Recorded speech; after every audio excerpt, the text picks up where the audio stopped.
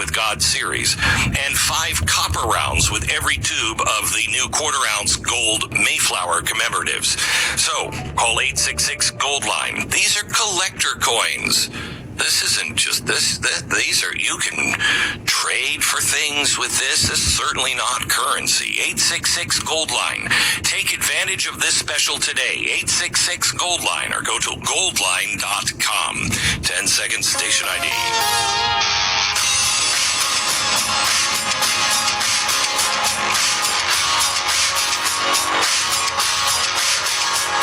Boy, if you missed the TV show last night, you got to go back and watch it.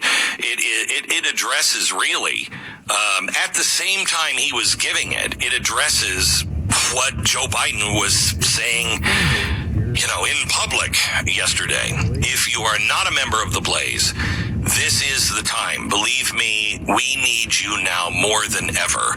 BlazeTV.com/midterms. Go there now, BlazeTV.com/midterms.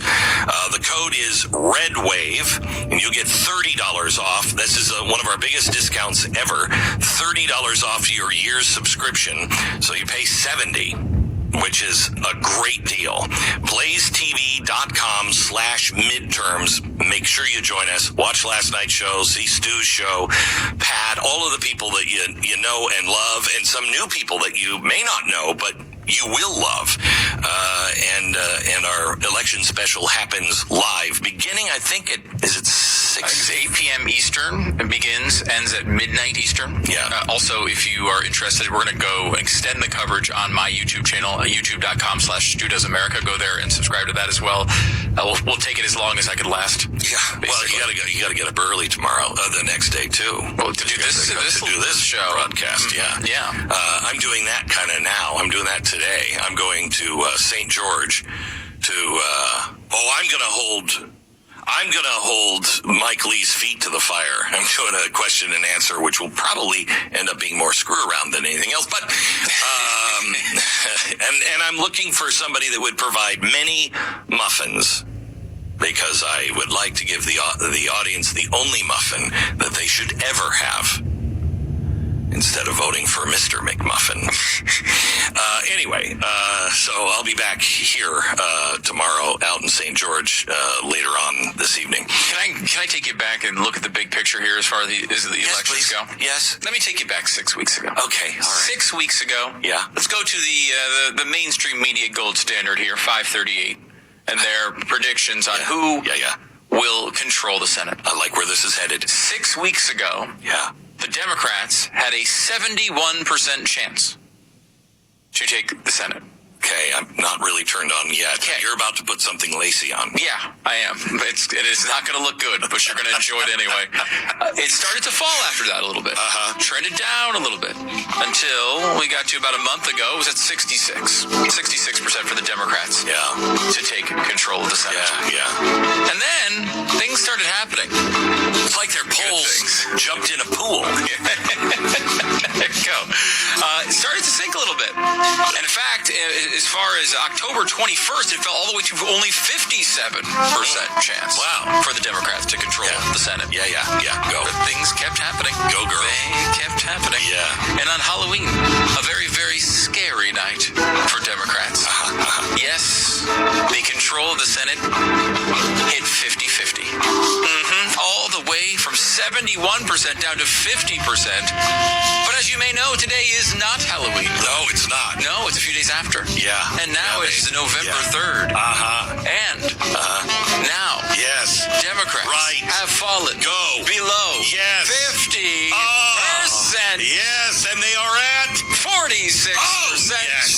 Oh, yes. Republicans now favored 54 to 46 in the Senate. The same type of story happened in the House, where it was up to 32% chance for Democrats to win the House in mid-September, now down to 15%. So 85-15 for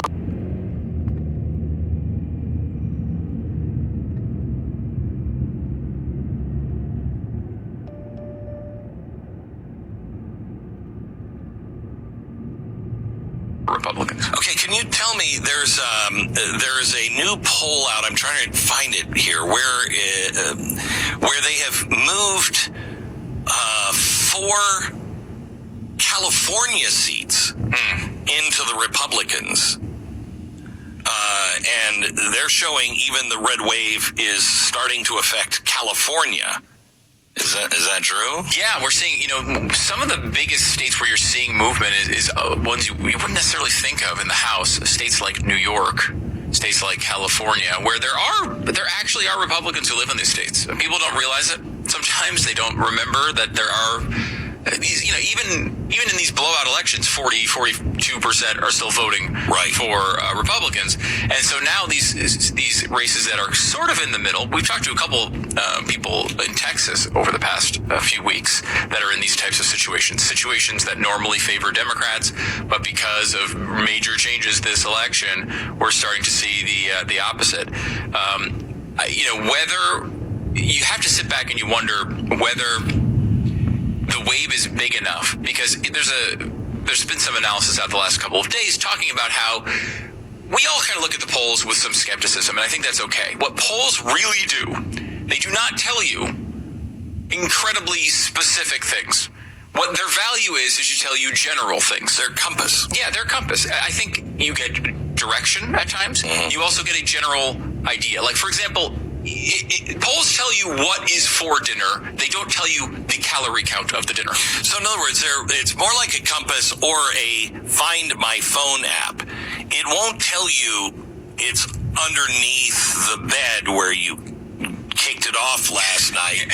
It'll just tell you it's in the house generally, maybe somewhere. In that room somewhere. Right. So it tells us enough to tell us that the Nevada governor and Senate races are really close. So but it does not. You can't sit here and say, okay, if they have one side favored by 1 point, we should lock in that side's going to win. That is not what these polls are telling you. They're telling you it's close, and that's why an average polling error that happens in every election, they're never perfect, just an average, not a big polling error, could swing this from a Republican wave all the way to a Democratic victory. Right. In the Senate. So the Cook political report is the one that shifted election ratings for 10 House races in the Republican direction. That's phenomenal. One Democratic strategist told the Cook political report, "I've never seen any election where the signs are this divergent and lumpy. It's less nationalized than we're accustomed to, and there's more weakness in the blue end of the battlefield. We're moving 10 seats in the GOP's direction, all in very blue states, and all in districts Biden carried between 8 and 20 points." Yeah.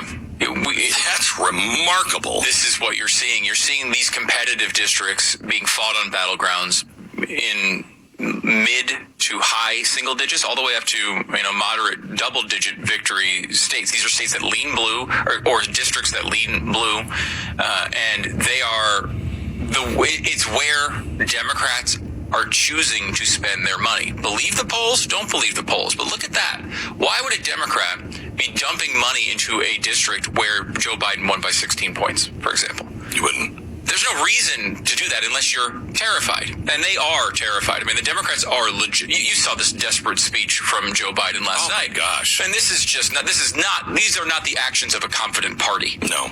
This is insanity. And he gave away another $13 billion or something last night. He's just throwing money out the window. He's saying everything about everybody. He's doing everything he can to protect his legacy. And this is what he should be doing, by the way, if you have absolutely no scruples. Because if Joe Biden wants to run in 2024, what he needs to avoid is a red wave. He needs to avoid a 2022 red wave, because his party will... They will do anything for power. And if they see a catastrophe here in 2022, the writing's going to be on the wall for Biden in 2024. So that's why he's so active here. He wants to do anything he can to hold on to as many of these seats, even seats that lean slight blue.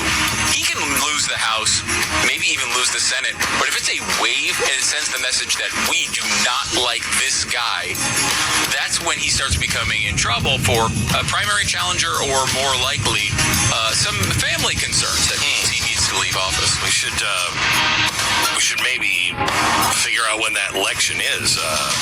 Oh, it's Tuesday. Which Tuesday? They're probably any It's Tuesday. next Tuesday. This one that's coming Next up. Tuesday. The most.